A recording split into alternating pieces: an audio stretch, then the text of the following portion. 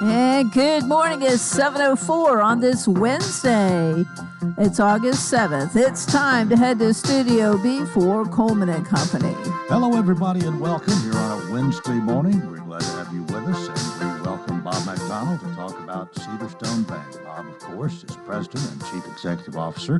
Cedarstone Bank, Lebanon, Mount Juliet, Donaldson. Simple banking, simply better. Bob, good morning. Good morning, Coleman. Great to be with you, and as normally, thanks for letting me join you by phone. And I got to speak with Billy when I called in, and if you'll say hello to MJ for me, I would appreciate that. Well, you just did it. All right. Well, great to hear your voice, and I hope things are going well with you and Helen.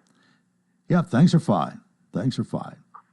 We're always glad to have you to talk about Cedarstone, and I think things are going pretty well there, although I don't know whether it was a little scare Friday and Monday when the Dow took a tumble. No doubt you had your ear close to the ground. Yeah, we were keeping a close eye on that. I think it's important that we always remember that when the market has really good days like it did a few weeks ago, we don't need to become overly joyous, and when things take a turn back, we don't need to become overly worrisome. So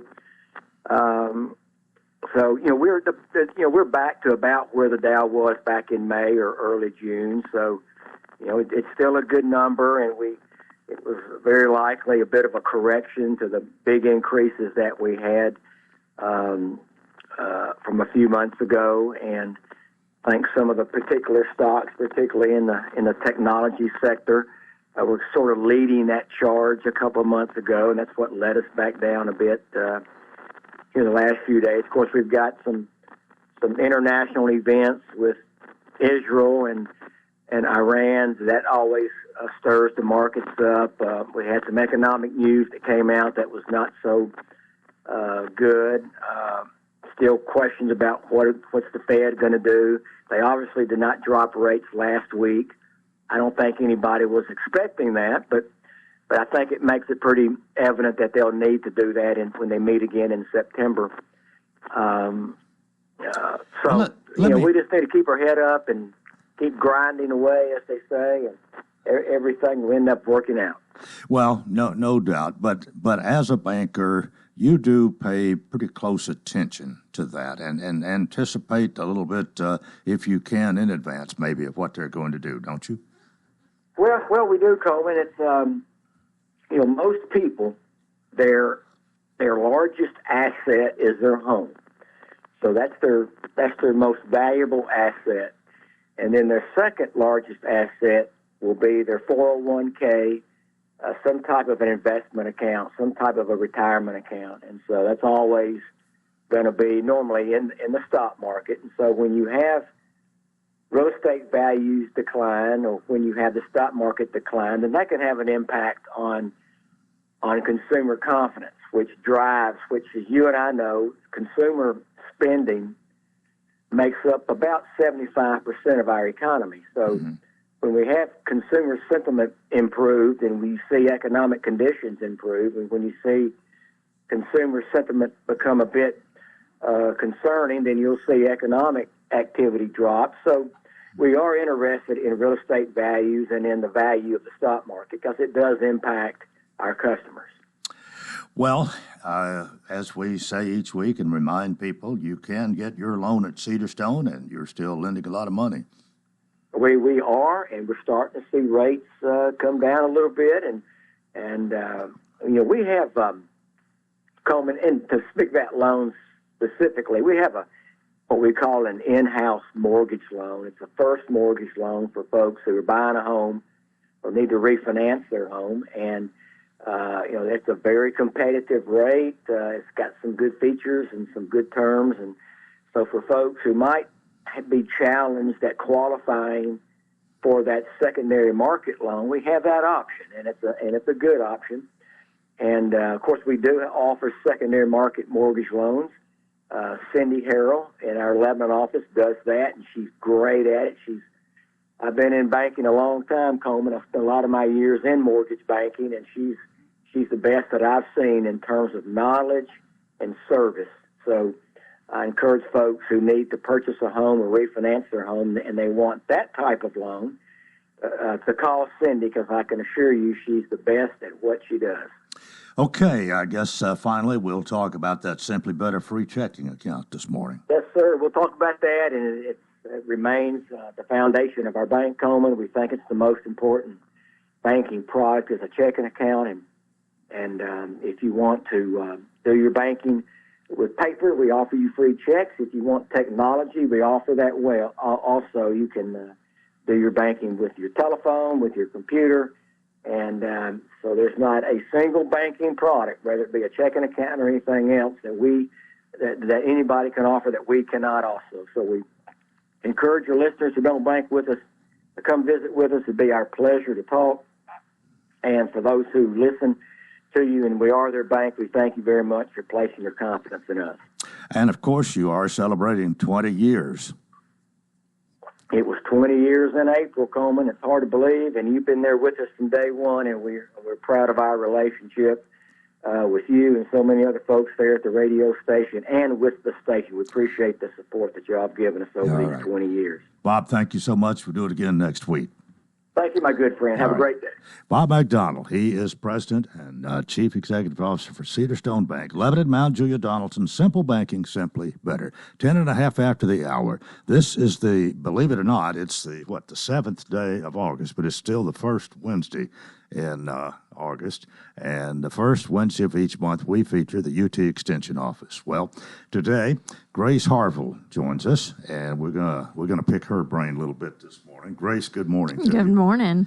You were thinking you might have someone join us, and if they do, that will be all right. But I'm sure that you and I have plenty to talk about. And I see that you are wearing a 4-H camp shirt this morning. Yes, so that probably reminds us maybe. Actually, it says camp volunteer, I think. But anyway, it's something you've been involved with, right? Yes, definitely. This past summer, we've had a lot of camps, whether that's our county day camp that we have normally in June or our junior camp at the very end of June. We've just been very busy. We've had a very busy summer as far as 4-H camps go, but it was so much fun, and all the 4-Hers that we took to those camps had a really good time. Well, I can't help but think it's just a great summer reward for those who can do it. And you have, I think, so many of them. Once they go and have a good time, they can't wait till next year to go back again. Right, and there's so many different camps that they can take part in. So we have our county day camp, which is for 4th through 8th grade, and they can do different kinds of activities. We have different arts and crafts that they do. We have archery that kind of goes along with our archery program that we do in 4-H. We do cooking, so all different kinds of activities in different disciplines.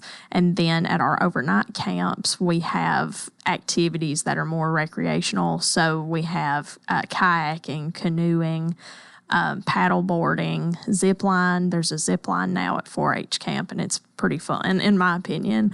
But we have all of those different opportunities that our 4-Hers can take part in during the summertime. I take it that years ago you did some or all of that. Yes, I did.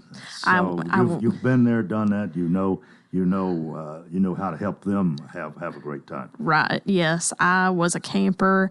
I went as a teen leader whenever I was in high school, and then I also went as an adult leader prior to becoming an agent. So it really was a full circle moment once I did get this job, because I kind of had the background as a camper and as a teen leader and adult leader. Well, no doubt that helped prepare you for what you're doing now. Oh, yes, absolutely. But is this something you really thought about early on that you might want to do? Yes. So Actually, I would say it was probably my freshman year of high school.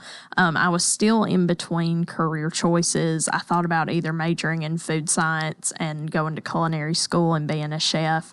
But it was actually a 4-H event that changed my mind. We went to 4-H Roundup, and that year it was at UT Knoxville. And I found out that they had a specific concentration for people that wanted to go into extension. And I thought, well, that sounds really neat and really unique for the University of Tennessee. And so I thought that would be an awesome career choice because I love 4-H. It was a great experience for me, and I wanted to give back to that program. Mm-hmm. So, one thing I have noticed, and I don't know whether it's a requirement for the job or not, but nearly all of you are big UT fans. yes, we are. Well, your counterpart, Morgan Beatty, lots of times I see her on social media dressed in orange, and I know she is. You are too, aren't you? Yes, yeah. I am. Okay, well, it's time for us to take a break.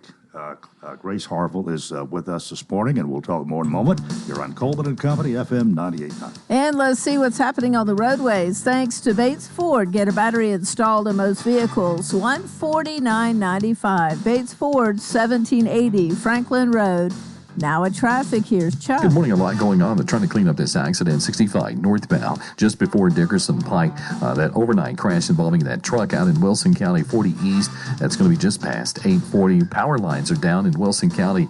It's going to be at Highway 109 at Leeville Pike. Try to avoid that area for the next few minutes if you can. Hey, whether you need a new roof repair, roof inspection, Independent Roofing Specialist has you covered. Literally, check out their website, irsroofs.com. I'm Commander Chuck with your on-time traffic.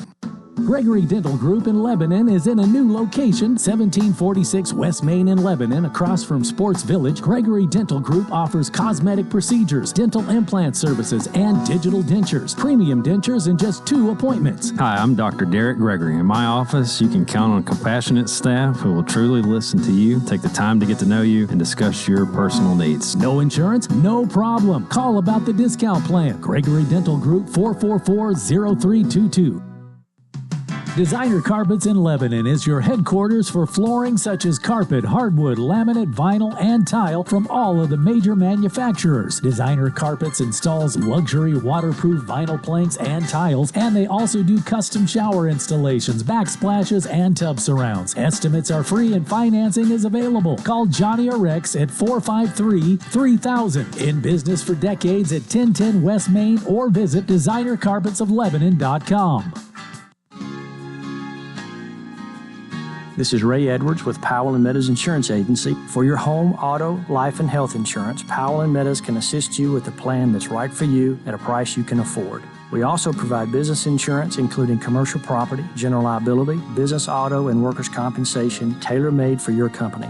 With locations in Lebanon, Carthage, and Lafayette, Powell & Meadows Insurance Agency can start saving you money today. Call 444-7000. This is Vincent Lenning, owner of Birdine Supply. At Birdine Supply, we carry plumbing and electrical supplies for commercial and residential. Whether you're repairing an existing system or building new from the ground up, our knowledgeable staff will help you by trying to answer any questions you may have. Birdine Supply also carries Orca brand coolers and cups for your outdoor needs. Call 615-453-9222 or stop by 6966 Lebanon Road, just a quarter mile west of Highway 109. Open 7 to 4:30 Monday through Friday, Birdine Supply.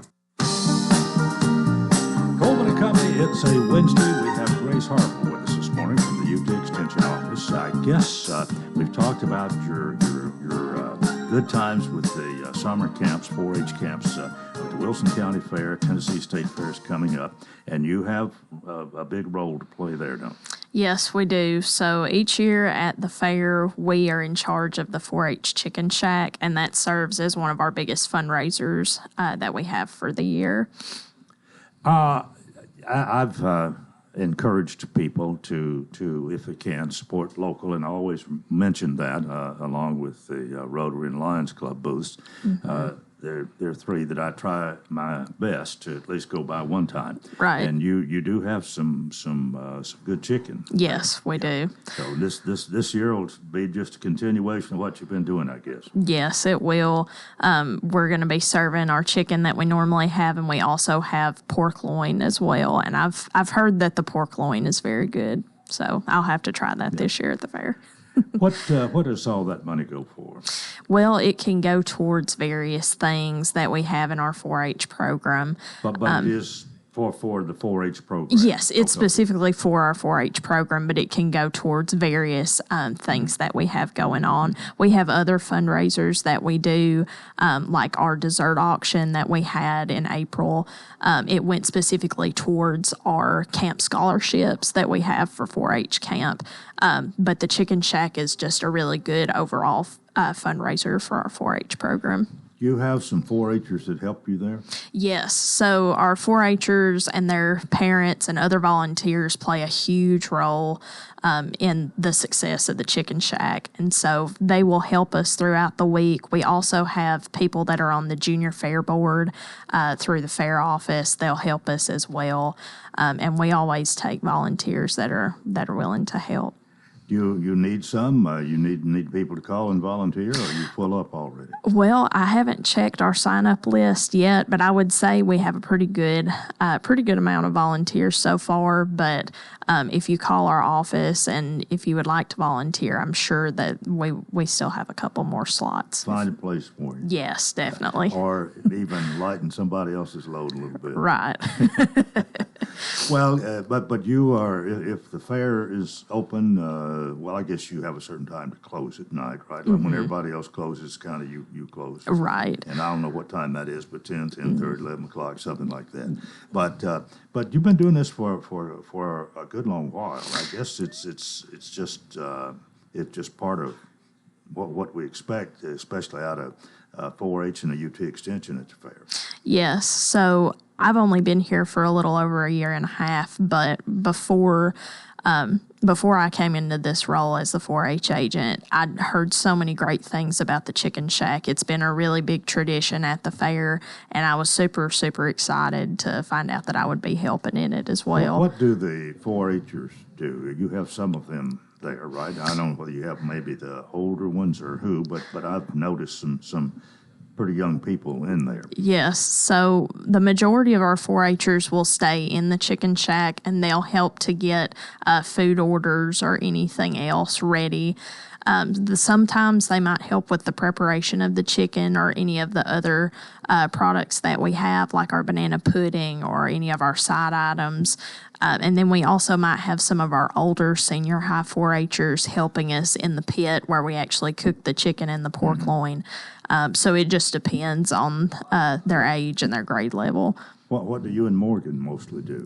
Morgan and I would say we help mostly in the pit because sometimes the grates that we put the chicken on need to be flipped. And so the majority of the time we're there helping with that. And then if anybody needs any help in the Chicken Shack, restocking items or anything like that, we're always there to help. Mm-hmm.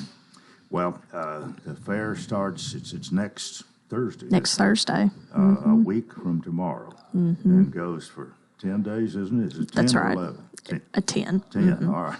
Well, everybody's worn out by the end of the fair. But it is, if the weather is not terribly hot and Yes. we don't have rain, we can expect, I would say we could easily expect 800,000 people. And one of these days we're going to hit 1 million, but now probably everything's got to fall just right into place. But hopefully you get your share of the people eating and all that, because it has been, you've done wonderfully well there, and I think especially as the fair has increased in attendance, you've done better each year. Yes, definitely. Everybody pretty much knows the Chicken Shack. Like I said, it's a staple at the Wilson County Tennessee State Fair, and I'm just looking forward to seeing how we do this year. Okay, Grace Harville, what else do we need to talk about this morning? So besides the fair coming up in September, we have our school clubs starting. So we'll be starting those 4-H clubs with our 4th and 5th graders. And we also have some after-school clubs that we're starting in some of our middle schools. So that's really exciting, too. What I'm wondering is that do you have to sell the idea? Do you have people almost knocking at the door when you get there to come and be a 4-H'er? What's it like? And does it vary from school to school and from one end of the county to the other? Is it the same in Mount Juliet as it is at Tucker's Crossroads? So it just depends on the school. I feel like we've reached out to a lot of schools to see if they would be interested, but we know that there's some limitations with that. It's just me and Morgan, and so for some of them we may not be able to be in them this year, but we're going to make an effort to at least get our name out there to them if they are interested. And so I think this year we've reached out to around 10 schools, and we've had really good reception so far. And it's a mixture of schools that we've been in for numerous years, and then we have some schools that we haven't been in for the last 4 or 5 years. So, if someone is a student at a school where 4-H isn't offered, can they still be part of 4-H? Yes, absolutely. We have lots of after-school opportunities for them, and they can still participate in the contests that we do in the in-school clubs, but they just won't get that in-school club at their school. Well, I think you probably offer a bigger variety of choices for projects or participation today maybe than ever before. Yes. We are so much more diversified than we were 50, 60 years ago. Right. And there's a lot more than just the agriculture part of it. Yes. Right? I mean, you have some sporting things. You have archery. Yes. That's a popular one. Yeah, that's one of that, and chick chain, I would say, are two of our, that, chick chain, and camp are 3 of our most popular activities that we have in 4-H here in Wilson County, I would say. When somebody becomes a 4-H'er, and this is what, 4th grade maybe? Yes. What are they obligating themselves for now? And I know you're not out here with a whip to crack the whip if somebody barely steps out of line or something. But generally speaking, what do you expect of them to be a 4-H'er? What are they kind of agreeing to do or saying this is where I'm headed? Well, I guess it depends on what activities they want to participate in, because we offer so many different things, and that comes in the form of speech contests. We have our poster art contest for those that like to draw or have a creative side. We also have archery, like you said. We have cooking classes, different kinds of judging teams in all different kinds of areas. So it mainly depends on what that specific 4-H'er wants to focus on. If somebody doesn't know much about, but maybe has an interest in this particular project or thing, but knows very little about it, does that really matter? I mean, can you start as a ranked beginner and know almost nothing and still participate? Yes, definitely. And that, I feel like that applies to a lot of our judging teams. Some 4-H'ers will come in the 4th grade, not necessarily knowing a lot about that specific area. And then by the time that they graduate high school, they're an expert in whatever it is. So they can learn all of those different things through our judging team practices. The judging team's one of the popular things to do? Yes. What are you judging? You have poultry judging, right? We have poultry judging. We have meats judging, where you look at different retail cuts of meat. We have livestock judging. That's a really popular one, too. We have FCS Skillathon, which it's Family and Consumer Sciences Skillathon, and basically you identify different kinds of cooking utensils, sewing equipment, housing and interior design kind of items. So really, we have a variety of different things that people can judge. How important is parent involvement, especially with the 4th or 5th graders? Yes, I would say parent involvement, especially on those younger levels, is very important, because they're crucial in the 4-H'ers' success of what they want to do and what they want to accomplish. So whether that's supporting them through a speech contest or supporting their decision to want to go to 4-H camp, it's just really important for them to have that hands-on role. Sometimes you can get discouraged real quickly, and something can happen, and just pour cold water all over the idea or whatever. You no doubt had that happen. I would think that encouragement from parents plays a big role there. Yes, I know from my own personal experience, my parents played a huge role in encouraging me in my 4-H career. And, I want to be that voice and that encouragement for our 4-H'ers as well. Yeah. Well, 4-H does have a lot to offer, and that's one of the good things about it. You can pick and choose. There's a lot to pick from, and you don't start out knowing everything, but if you stay with it, you can learn a lot in those 4-H years. Yes, and definitely. We've had some wonderful success here in our Wilson County 4-H program. And we're about out of time here, Grace, but it's nice to have you with us today, and glad that the program is in good hands with you and Morgan. And we just wish you much success this year as you get more people to be a part of 4-H. Thank you so much. Thanks for being with us today. Well, that is part one of Coleman and Company. Mayor Bell will be here as my guest on part two, so I know you want to stay tuned, and we hope you will right here on FM 98.9. And let's see what's happening on the roadways. Thanks to Absolute Kubota. Write it off the lot. Write it off your taxes. Visit Absolute Kubota. Take advantage of the Section 179 tax deduction when you buy new Kubota construction equipment, tractors, RTVs, hay tools, or turf products. Absolute Kubota, 1506 West Main. Now at traffic, here's Chuck. A lot going on. They're trying to clean up this accident, 65 northbound, just before Dickerson Pike. That overnight crash involving that truck out in Wilson County, 40 East. That's going to be just past 840. Power lines are down in Wilson County. It's going to be at Highway 109 at Leeville Pike. Try to avoid that area for the next few minutes if you can.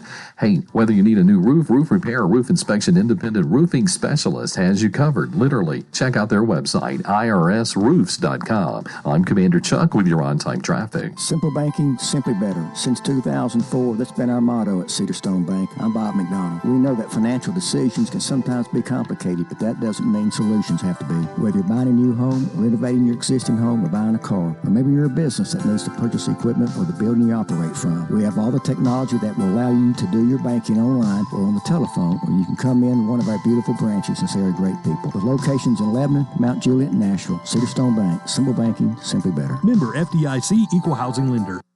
Hi, this is Jack Partlow with Partlow Funeral Chapel. Have you considered making your final wishes known? At Partlow Funeral Chapel, we understand the importance of planning ahead. Call us today to set up an appointment and receive your free funeral planning guide. We'll walk you through every step, ensuring your wishes are honored and giving you and your family peace of mind. Partlow Funeral Chapel, caring for you and your family now and always. Call 615-444-7007 or visit us at partlowchapel.com. What do you do when you wake up to find a leak at your house? What about that toilet that won't flush or water heater that won't heat? Don't worry about it. Call us at Steve Mull Plumbing and we will be there with one of our highly trained and professional plumbers to take care of whatever your issues may be. When you call us at 615-449-5019, you will still get one of the family as our local management continues for another generation. Trust us with your job and see the family difference at Steve Mull Plumbing, locally owned and operated for over 40 years. Sunny skies will continue for today with highs in the lower 90s. Clear tonight, lows in the upper 60s. And then we remain sunny for Thursday and Friday. Highs remain in the lower 90s. This weather forecast brought to you by Walker Auction and Realty, professional auction and real estate services. Get top dollar for your home, land, or personal property. Log on to MikeWalkerAuctions.com. They know auctions. With your Severe View forecast, I'm Storm Specialist Drew Richards. We welcome you to part two of Coleman and Company here on Wednesday. We've got John D. Langford who's going to talk about Edward Jones. Good morning to you. Good morning, Coleman. And, you brought up something while we were talking during the break. And a lot of people don't know exactly how I ended up here. So one of the things I want to talk about first is just how I became, as I like to call it, now I'm Lebanese. Yeah. I've been in Lebanon now for about 10 years.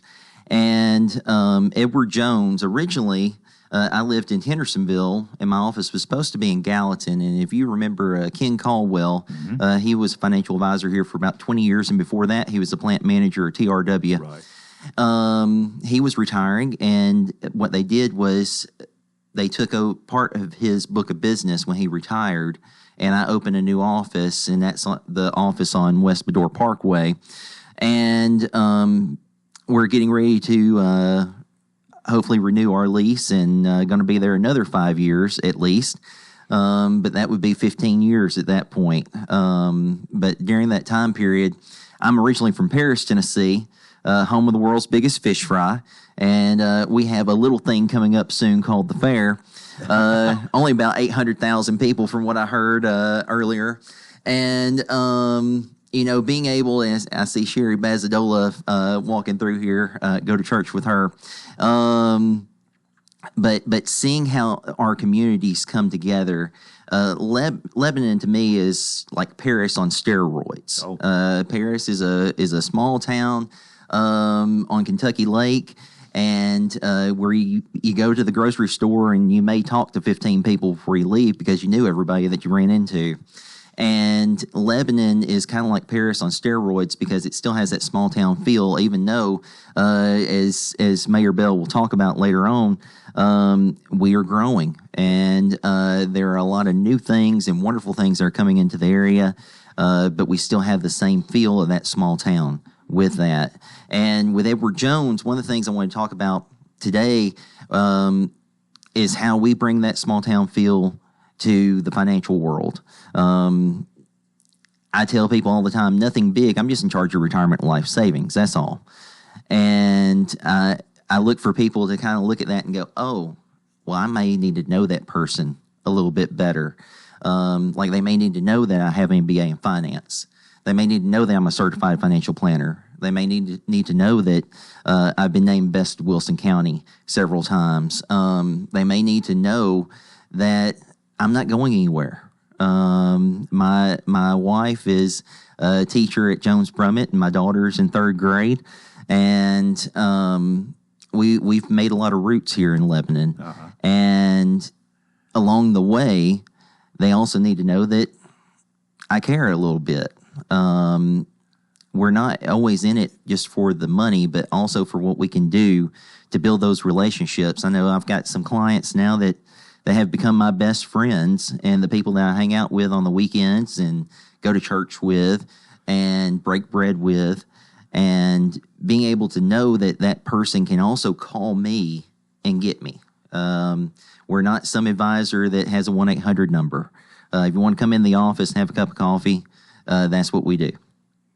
And I suppose you have a wide range of clientele. And I mean, some who are just beginning, some who are seasoned investors, but who still depend on your expertise and your advice in keeping them going forward. That's right. And one of the biggest things that we look at is just look at the market over the past week. The market roared back yesterday. Dow Jones was up over 550 points yesterday.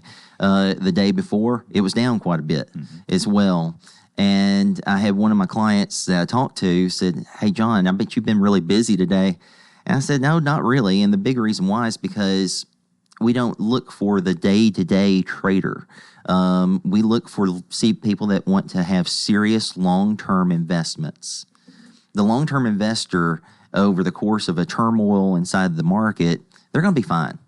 But the day traders that want to buy something on Monday and sell it on Friday, they sometimes you might get caught with your pants down on some things. And that's not the type of investor that I want. That's not the type of investor that most people need to be, because if they do, they're probably going to have ulcers by the end of the week. We want someone that will ask them ahead of time what their risk tolerance is, how much we can put into the stock market, how much we need to put in fixed income or something along those lines, so that way they can sleep at night and know that at the end of the day, their investments are going to help them reach their financial goals. Well, John, I think you've told your story real well this morning, and hopefully your phone is going to ring off the wall. By the way, that is 615-443-2090. If you don't talk to me, you'll talk to Lisa, my lovely assistant, and we're here to help. All right. Well, have a great week, and we'll do it again next Wednesday. All right. Thanks, Coleman.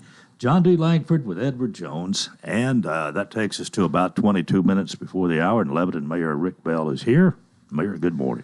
Good morning, Coleman. Nice to see you today, and it's always good to have you with us. Well, it's good to be here.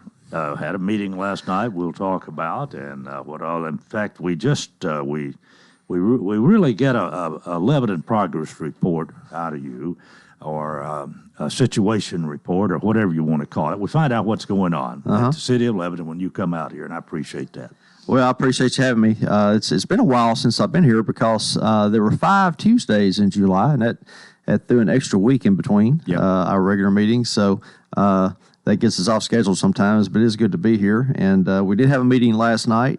I can say it was a short meeting. There was a lot of internal items that the council needed voted on. We're still just after the last fiscal year, and there are some projects and some things that need to be carried over into this fiscal year because things don't always stop on July the 1st, so you have to carry it over. So there were some items like that, but I think the biggest things that happened last night, one was Joey Carmack, who represents Ward 1, which is sort of the north side of town, out on Hartman Drive North, between Coles Ferry Pike and 231 North. It gets dark out there, and he had requested some street lights up and down that road. So last night, the council voted on that to put up those street lights. That'll cost about $22,000, and it was already budgeted.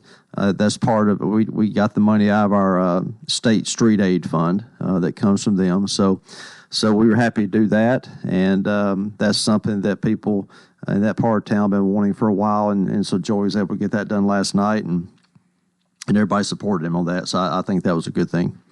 Well, and it's good every once in a while to have something that there's not any opposition to. Yeah, that's right. That's right. And something like that, Joey, he really had worked hard on it, and everybody up there knew that. So that was important. And then last night too, this wasn't a big item, but it's something I think is important to talk about. Out in the 10970 area, there was an annexation request of about 5 acres, and Councilor Phil Moorhead, who represents Ward 6, he made a motion to deny that. And while 5 acres is not big, the applicant really didn't come in with any plan of what they want to do with it or anything like that. And so Phil, he said last night that, he has no idea what they want to do with the property. And so, that's not a good position to be in. And as he stated, if they want to come to him and talk to him about some ideas, and then he may consider it. But, annexation is something that I've talked about a lot over the past 4 years, and we've talked about it some out here too, is that, Lebanon right now covers over 40 square miles. And if you compare that to, say, like Mount Juliet, they cover about 25 square miles. And so we're pretty spread out. If you look at our map of our city limits, it's shaped kind of different with, I said it was like a dragon head. We have a couple of jaws going out west. And so, annexations, it stretches our resources, our police, our fire, and our utilities as well, and all of it really. And 40 square miles is a lot. And I've talked about, we really need to watch out about spreading our borders any further for a while. And so the council is really taking that to heart. In fact, over the past year, we've had a lot of people who've asked to be annexed, and only one has gotten approved. And so, and John just mentioned growth, and that's really important way to manage growth and limit growth, is really make sure that you don't spread out too far. And And that's not to say that it will never happen, but it better be something good for it to happen. But if you annex, you are obligating the city is obligating itself for certain services. And that's right. Every time there's an annexation request, there's 4 or 5 things to vote on, and one of those is a plan of service. And plan of service is our promise that we'll provide sewer, we'll provide gas, we'll provide police and fire, and all the things. So it's really it really has to be looked at carefully, and the council has done that. They have really taken that to heart, as I said, and so last night that was denied, and unanimous. I take it. It was unanimous, yeah. And as I said, if something comes in great and wants to be here, then the council will take a look at it. But if it's not going to be a benefit to the city, then we're going to keep what we have already and just take care of that. Okay. Got anything else before we go to a break here? Got about a minute.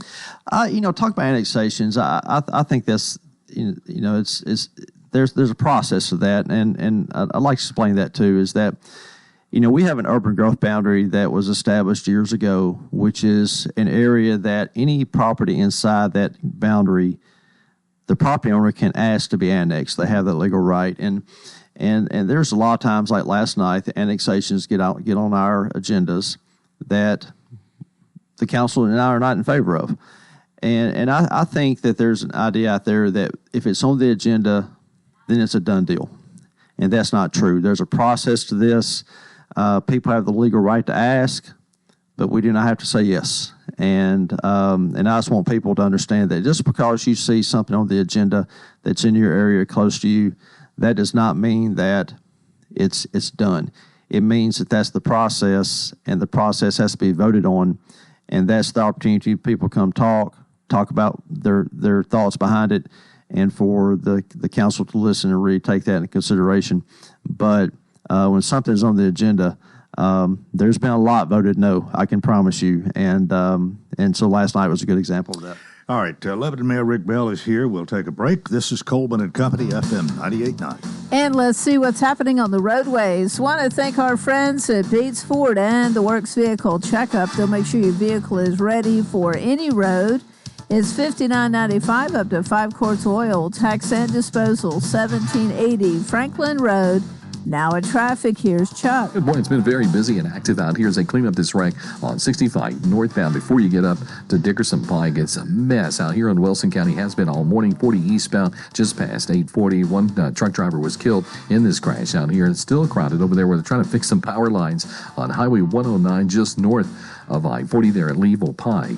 Hey, Prince's Hot Chicken has new items on the menu. Check them all out today. Order online, princeshotchicken.com. I'm Commander Chuck with your on-time traffic. Your 401k is likely one of your most important assets, but it's only one part of a comprehensive retirement strategy. Edward Jones can help you understand how your retirement assets fit into your entire retirement picture, so you can work toward meeting your unique retirement goals. Contact me, John Langford, your Lebanon Edward Jones financial advisor at 1424 West Bedore Parkway. Edward Jones, member SIPC. Are you facing a challenging time that you need help navigating? Well, look no further than your local law firm of Kane & Crowell. At the offices of Kane & Crowell, we understand the complexities that come with family law matters. Whether you're going through a divorce, working through child custody or support matters, or needing a will or trust drafted to protect your family assets for future generations. Kane & Crowell, 615-784-4800. Your local leaders in family law matters.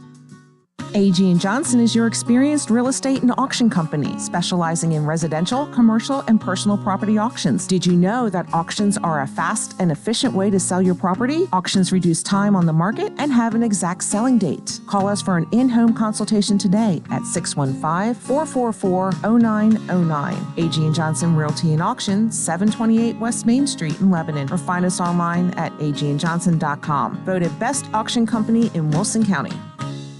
Renewal happens here at Lebanon Center for Rehabilitation and Healing. Lebanon Center for Rehabilitation and Healing has experienced new leadership and a new atmosphere. Same location in the heart of Lebanon, 731 Castle Heights Court on the Castle Heights campus. Lebanon Center for Rehabilitation and Healing is providing 5-star clinical outcomes to short-term and long-term care residents. Call 615-444-4319 for a tour and to experience the new culture. Renewal happens here at Lebanon Center for Rehabilitation and Healing.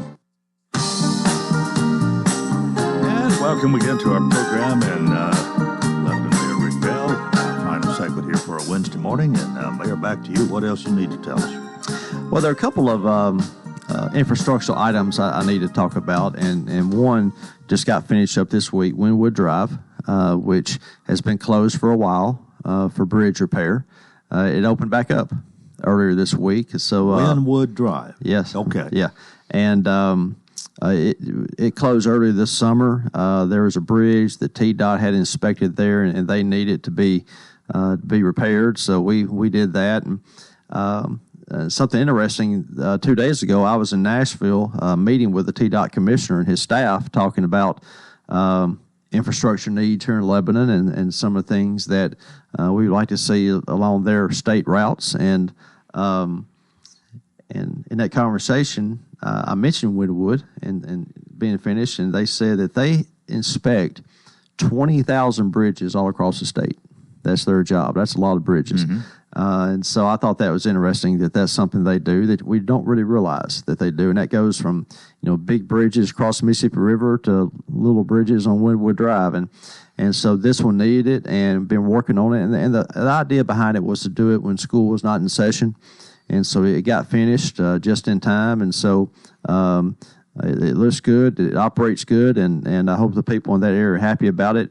I know that Wynwood Drive is a cut through for us, has been for a long, long time, as long as I can remember. And so people have been looking out for that.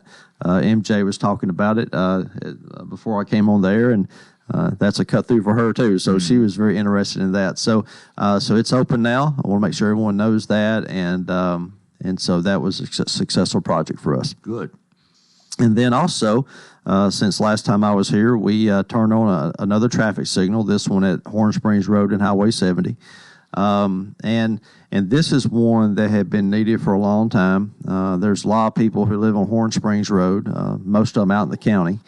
And I can attest that there have been a lot of wrecks there through the years as people try to pull out, especially since 70 became a 5-lane road. Mm-hmm. And so this has been needed for a long time. And because of a new development, it finally reached TDOT standards as to what they needed for us to be able to put up a traffic signal.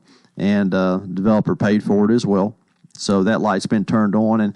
And I know that early on, the first few days, some people were not used to it yet. They were running the red light. They were pulling up there and not seeing any traffic, so just going on, like we've done for years. But in fact, be careful. Yeah, but you have to be careful of that. But now people are used to it, and we're glad it's there. And let me say this too about traffic signals, and because there have been several have gone up, and one will be going up on Alhambra Drive soon. They're on Hartman Drive. A friend of mine who lives out that way, he talked to me about it. He said, Rick, we're getting a lot of traffic signals, and that is true, but it's really about safety. It's about safety from people pulling on to the major roads from those roads going into them, and I know going down the highways that stopping at a red light, that I know that can get frustrating at times. It's kind of a nuisance, but it is necessary. It's a double-edged sword. It really is, and I understand that. I drive those roads too, but this light, just like the other ones, are part of our new computerized system where we have technicians and watching them all the time. They can adjust those lights if they start seeing backups, and so. It is a bit of a nuisance, but just please know it is about safety. And the people who are pulling out of the highway, they really appreciate it. And the lights are timed to where you're not there that long. And so I we're happy that's there. And again, I know it's you do have some people that look at this on a, if not a daily, a regular basis as far as. It's studied all the time. We have our traffic engineer, Kristen Rice. She's over that. There are some traffic technicians, Lee Clark, who's been at the city for a long, long time. He's part of that world too. And the traffic control center is actually in his building, the Public Works building. And they can sit there and they can show their iPads and they can watch the traffic. But studies are done and I can promise you a signal is not going up unless it is absolutely necessary. And the numbers say a signal needs to be there. TDOT has those numbers. We have traffic counts too. And so when a signal goes up, it's not just being thrown up because somebody asked for it. A lot of study is going into it, and it is absolutely needed when it does. Yeah. So okay, moving right along. Well, we've everybody knows the fair is coming up, and that starts August 15th, which is next Thursday. And I just want to invite everyone to come out to the City of Lebanon booth. We're right there behind the Expo Center. We're right there behind the information booth. Mm-hmm. And so a lot of times people think we're the information booth too, which is great because we are. And we'll tell you all kinds of information about Lebanon. You can come by and play trivia against me. If you win, you get a great T-shirt. And we'll be passing out some sunglasses. And what kind of trivia? What type of trivia? Is it more history? It's a wide variety, any subject. Oh, okay. Any subject. Yeah. Now, if it was history, I'd feel pretty good about it. But it includes other categories too. But we're going to have different department heads at different nights. So well, now I just when are you going to be there? I might challenge you. Well, now actually, Coleman, I will probably be there every night. But so if I'm there, I'll play trivia. Now, if you look in the Big Fair catalog, I'm scheduled to be there on certain nights, but I'll be there every night. So just come on by. All right. Yeah, come on by and see if you can get a T-shirt. See if you're better at trivia than you are, Coleman. Well, I can promise you I am. So, I know you are. So you pick that game, I pick this one. All right. But it will be informative. We'll have department heads there to talk about what they do and come inside. We have air conditioning and maps. And if you have questions or thoughts, please come by the city booth and we'll talk about those. But also, I want to thank all the city employees who take part in the fair. During the break, you and I were talking about getting in and out of the fair. The Lebanon Police Department works hard out there with traffic control, the streets, and it's really their job to handle the outside part, and then the Sheriff's Department handles the inside. Yeah. And the Lebanon Fire Department is out there too for any EMT services, and but it's not just that. Our street department is heavily involved. In fact, a lot of our departments are heavily involved in the preparation for the fair, the operations of the fair. And, I say this a lot, and every chance I get is it's the Wilson County Fair, Tennessee State Fair, but it takes place inside the city limits of Lebanon. And so we're really proud of that. But it does take a lot of work, and we're happy to do that too. So, as we know there's going to be about 800,000 people there, and that's a lot. So we're proud of the success of it all, and proud to be part of it. Couple other things have happened this week or since I've been out here last, that I do want to mention is that school started, and one of the things that the Lebanon West County Chamber of Commerce does, I think is great, is on the days that teachers first report, they go out and they welcome teachers back to school. And so they asked me to be part of that. I was honored to be part of that. We went to Friendship. I was able to go there. I was able to go to Lebanon High School, and also for the Lebanon Special School District for their in-service at Winfrey Bryant. All the teachers were there at once. And, it's the thing that was really interesting about that is every school I went to, there was somebody I taught at Cumberland, who is now a teacher, and that was very special to see that. But teachers, some people might forget that you were once a school. I was professor at Cumberland. Did you ever teach in high school? I did not, but when I was working on my master's, so I taught like student teaching, and so they put me at Mount Juliet High School and Mount Juliet Middle School. And I can tell you that's not easy. That's not easy at all. And so what teachers do is fantastic. And as we know, they're very undervalued and they are sometimes underappreciated. But the Leavenworth County Chamber of Commerce, they wanted to show their appreciation, and we had a lot of people out there, and it was really some great days. Yeah. And so yeah. Got a couple of minutes. You finished with your notes? Well, there's one more thing. All right, one more. And this is something that has happened at the courthouse for the past few years, and I wanted the city to be involved in this too. And this is the Red Sand Project. And the Red Sand Project is brings awareness to human trafficking. And what you do is you take sand that's been dyed red and you pour it into the cracks of the sidewalk. And each grain of sand represents someone who has fallen through the cracks.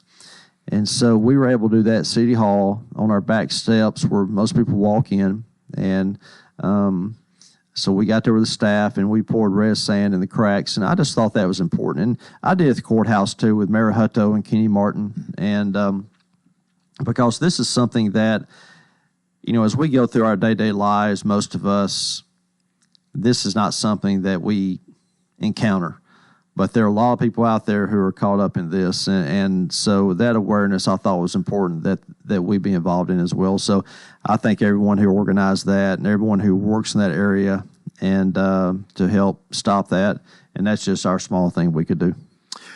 All right. You'll have another meeting in 2 weeks? Have another meeting in 2 weeks, and I'll be back out here, and that'll be during the fair. Yeah. So that's a hectic time for everyone, but business still continues for us, and so probably what'll happen that night is I'll go to the fair early, leave, go to the city council meeting, and then go back to the fair. So, but business continues, and as I was talking to Billy before the show, there's a lot happening in August. The fair is here. Football starts. This is a big time of year for a lot of people. I know it's big out here, and it's big for us, too, at the City of Lebanon. All right. Well, thanks for being with us. We'll see you next time. Lebanon Mayor Rick Bell, and that's it for a Wednesday. And until tomorrow, I wish you a wonderful day.